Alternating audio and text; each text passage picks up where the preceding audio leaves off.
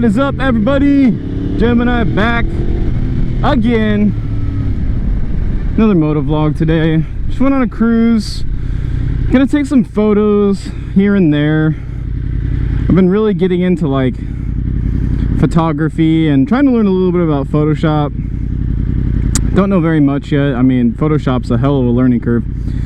Thought I'd just do a little motovlog, and I wasn't sure what I was really going to talk about. I haven't really had motovlogging on my mind 100%. There's just been so much going on in my life and struggling a little bit here and there, but I mean, you know, first world problem type stuff. How are you guys doing? Hopefully everyone's having a good time right now. I mean, given the situation, I know that's probably a little bit of a difficult ask, but hopefully doing good for the situation. So anyway, so what I was actually going to talk about in this video is cryptocurrency, and I am not a like professional. I'm not a financial advisor, and anything that you do at your own risk.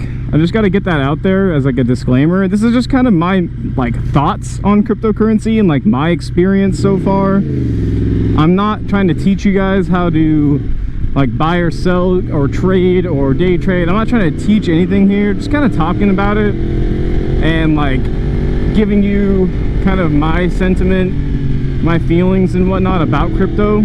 So like the first thing that I gotta kind of bring up, I mean, when you're talking about cryptocurrency, of course, is Bitcoin, right? And here's the thing. I learned something very important from cryptocurrency, and it's about hindsight, right? Everybody always talks about, oh man, I wish I could go back in time and invest in Bitcoin. Of course, now with hindsight, you're gonna be like, yeah, like I wish I would have done that. You could say that about pretty much anything, right? But the problem is, if you go back in time, you're not gonna have the knowledge. Everybody that invested in Bitcoin did it with risk, and anything that you do in terms of investing is going to involve risk. Like, that's just something that people don't seem to realize, that it's not like, oh, it's just so cut and dry, plain and simple.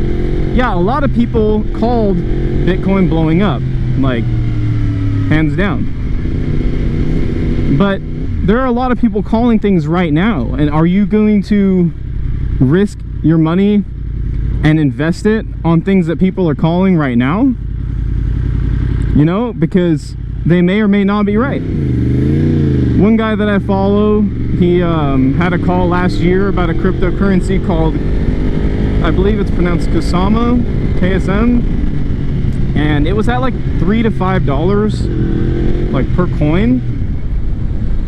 And right now it's at 200, and he literally said it's going to be like 175, 200, and boom. So I guess I'll backtrack a little bit and kind of give a more detailed explanation as to my understanding of cryptocurrency, because again, take this with a grain of salt. I'm no crypto expert. I'm not trying to like educate you. I'm just gonna give people that have literally no idea what cryptocurrency is like a basic layman's explanation. So cryptocurrency is currency, right? Like the dollar bill, whatever you want to call it, but it doesn't have a physical form, right? So everything that you have in your bank account, when you look at those digital numbers, isn't cryptocurrency, because it's backed by actual paper dollars in circulation. Cryptocurrency doesn't have any backing in terms of a physical object. It's purely digital. So things get a little bit complicated from there, because, for example, Bitcoin has, I believe, again, don't quote me on this, but I believe 21 million coins total in circulation online as a max. They might not all be available for use yet, which has to do with mining, which I'm not going to get into mining at all, because when people talk about like cryptocurrency, they talk about mining a lot, and the mining is really like the last thing that you want to think about right now when you're talking about crypto. what I would say in terms of crypto that you need to focus on is how much there is total in circulation and how much people have invested and the price. So you have your total circulation, right? So like Bitcoin, for example, is 21 million, I believe. Again, they might not all be in circulation yet, but that's the absolute max that Bitcoin can have, is 21 million coins in circulation. And then you have your what's called market cap, which is the market capitalization, meaning the amount of money invested into those coins, right? So I don't know that number off the top of my head, but like, let's say it's 100 billion. Again, that's probably completely wrong. Let's say it's $100 billion are invested in those 21 million coins. So the more that people demand the coin, right, the higher the value of the coin is going to be. It's about supply and demand. When there's a high demand and a low supply, the value goes up. If the supply goes up and the demand doesn't meet that, then the price of the thing goes down.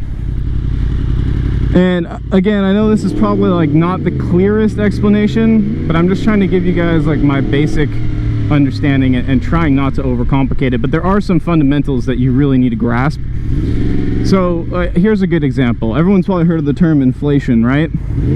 So the US dollar, okay, there's obviously more than $21 million in circulation, right?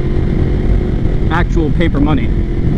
I believe, and again, don't quote me on this, but I believe it's like something around 1.2 trillion USD is in circulation, physical USD. So if they print more money, right? If they print more actual money, the value of the US dollar declines because now there's more of it, right? That's what inflation is. The value of the US dollar declining over time, right? So what I'm getting at here is that's one of the main reasons why Bitcoin keeps going up in price, is because Bitcoin has a limit to how much there's ever going to be as of now.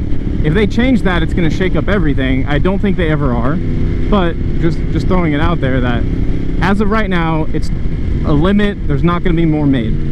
Now, let's get into other cryptocurrencies. They call them altcoins, meaning alternate, right? So, the few that I've been looking at are Ripple, which is XRP, I believe. And another one that's been super popular is Dogecoin. And what's interesting about Dogecoin is Dogecoin started off as an actual meme, like a joke about crypto. Like, nobody actually thought that it was supposed to ever do anything. And Dogecoin has, like, in the billions of coins already in circulation. And every year they make 5 billion more available. So a lot of these are your question, well then it's not worth anything, right? Actually, no, it's really not. Dogecoin was originally like less than 1 cent per coin, right? Compared to Bitcoin, which as of the time of this video is between 49 and 50,000 per coin. So here's the thing, what is cryptocurrency even for other than buying and selling to make a profit? Well, that's really important as to the value of the coin as well. What these actual currencies are used to buy and sell, services and products, right? That's what currencies are always exchanged for, services, products, and I guess other currencies or stocks or assets, right? So right now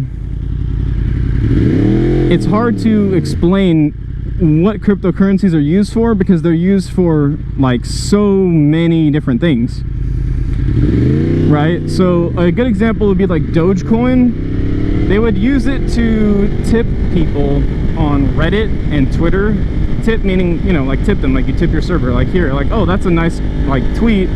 I thought I learned something. Here's 10 Dogecoins or whatever, right? But you could drop $10 and get a ridiculous amount of them because they were less than a penny each. So it was more of like a appreciative tip more than a financial one.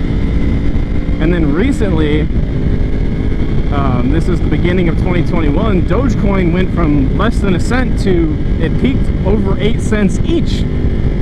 So you're talking about a 40 times blow up at less, if it's 0.002 cents, which is 1/5 of a penny, right? It's 40 times more than that. So if you had $100 worth of Dogecoin at 0.2 cents each, right? Not 2 cents, 0.2 cents each, and you sold off everything that you had, you made 40 times your money. Like if you had $100 worth of Dogecoin, you're talking $4 grand that it was worth.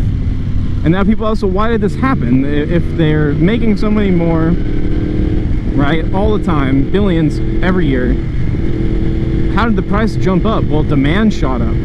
And I mean, one of the main reasons that demand shot up was Elon Musk. He tweeted about Dogecoin as a meme, and people took it very seriously, and a lot of people started buying it. So once the demand shot up, the price went up. Now, the thing that sucks about this situation is it pretty much is already over. Like, don't try and get into something after it's already been super hyped and seen like insanely high highs. So, and yeah, pretty much, I mean, that's kind of what I'm doing right now with crypto. Still kind of feeling things out, you know, just putting a little bit of money here, a little bit of money there, and trying just to see, you know, if I make some money. If I do, I do. If I don't, I don't. The number one thing that they always say to people too is only invest what you can afford to lose. So don't go out of your way and put a bunch of money into an account and then lose money that you need.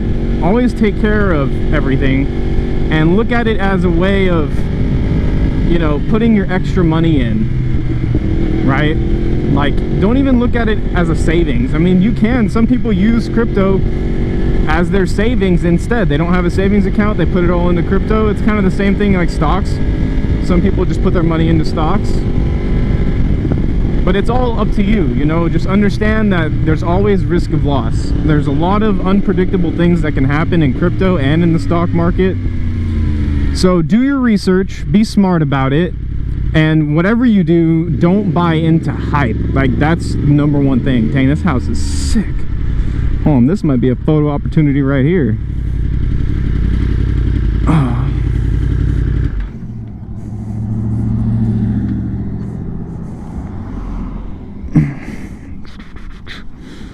Anyway, guys, this house is really cool. I'm gonna do a photo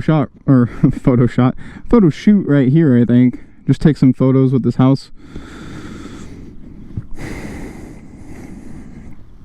because I think it looks really cool. Anyway, guys, go do your research, learn more about crypto if you're interested. If you have any questions, just ask me in the comments. I'll answer whatever I can. Again, I wouldn't take all of my advice like to heart 100%. Always do your own research, always invest at your own risk. I just have to keep reminding you guys, as a disclaimer, I'm not a financial advisor. I know very, very little about crypto actually, but I'm just giving you what it's like as a beginner to get into crypto and what I've learned so far. So anyways, let me know if you found this interesting or useful in any way, because I love helping you guys out and I love entertaining. And other than that, I'll catch you guys in the next video. Peace.